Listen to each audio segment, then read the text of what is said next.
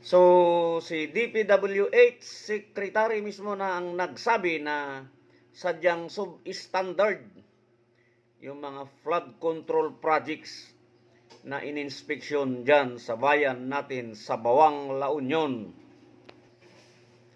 At nakakalungkot, siyempre, kasi sa pagkakaalam natin, halos libre na nga dyan yung buhangin at graba sa ating lugar.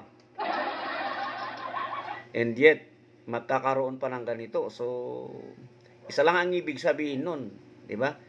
Talagang kinulimbat ang pundo. Kaya ipit ang kontraktor dyan. Wala siyang magawa. Siyempre, kahit ikaw naman, kung kulang yung budget na napasayo, pag makuha mo yung isang proyekto, talagang hindi mo maisasagawa ito ng maayos at mahusay. Pero, tika, parang na-isolate yung Bawang eh. Di ba? Okay, not na since dumako na rin yung investigation team na pinapangunaan ni Secretary Hison at Mayor Magalong, sana lahatin na yung mga bayan dyan sa La Union para magkaalaman. Mas maganda siguro yon para fair, kasi kung siyempre bawang lang, kahit sino namang tanungin, hindi naman maaaring di ba?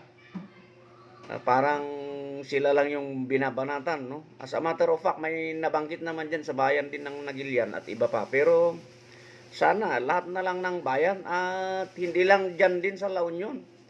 Dapat lahat imbestigahan para makita talaga kung ano yung totoong nangyari, no?